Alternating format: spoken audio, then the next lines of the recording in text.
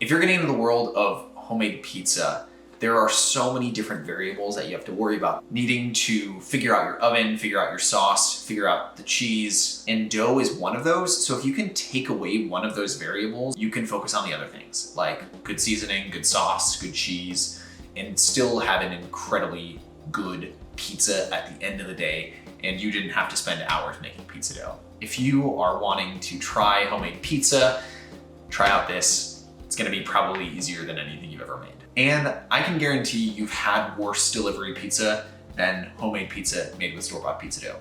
With store-bought dough, you're gonna wanna take this out of the fridge about an hour before you wanna eat. If it's frozen, let it defrost in the fridge for about a day, or you can put it in the oven on proof for a couple hours. It won't be perfect that way, but it can definitely work in a pinch. I let the defrosted dough rest on the counter in a bowl, cover it with olive oil, mix it around, and put a clean towel on top so it stays moist while you prep the toppings. I also recommend preheating your oven to 550 Fahrenheit now and setting a rack to the lowest position. The hotter the oven, the better our crust will be in the end. The cheese you use will make a massive difference in the final pizza. Low moisture whole milk mozzarella is important for your main cheese. This keeps your pizza from getting too wet, and whole milk is a much more delicious flavor and texture versus a part skimmed cheese. I do agree with the internet consensus that pre-shredded cheese is not great for pizza. Parm and pecorino are also perfect for bumping up the overall flavor of your pie, just don't go too nuts or it can be a little overpowering. I'm using this low moisture whole milk mozz cut into large cubes. I find the large cubes melt slower without getting greasy. I'll put this in the fridge until the pizza is ready to go into the oven. As a quick tip, these can go into the freezer a few minutes before you make the pizza, and that's also going to keep your pizza from greasing up.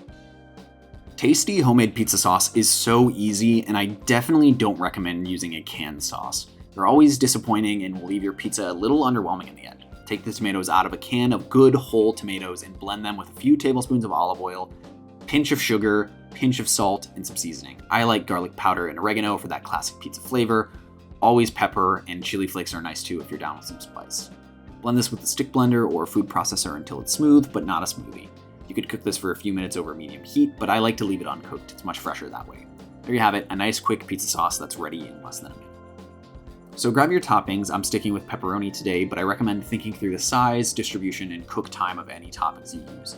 For example, if you have mushrooms, brown them nicely with some olive oil beforehand. Don't just throw them on top all willy-nilly.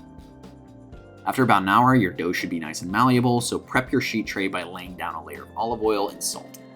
I begin working the dough by picking it up and letting gravity do the work to stretch it. There's almost no skill involved whatsoever, and most of the stretching can honestly just be done on the tray itself. Work the dough out to the edges of the pan, and if it's not ready, it's going to tell you by being too elastic to work into the corners. If that happens, give the dough a few minutes to relax, and you should be able to work it as needed. When it's time to load up your pizza, I prefer cheese on the bottom. This gives you a much more interesting overall taste, as each bite is going to have pockets of cheese and pockets of sauce. In my experience, it also keeps the dough from getting soggy. If a little cheese or sauce spills over onto the pan, we'll just consider that a happy little accident. Get this in the oven on the low rack and close the door as quickly as possible. We want to keep as much heat in as we can. This will take anywhere from 6 to 10 minutes depending on your oven and preferences, so check it using the oven light after about 5 minutes or so. I like the bottom to get nice and crunchy, so I tend to leave it in a little bit longer, but keep an eye on yours.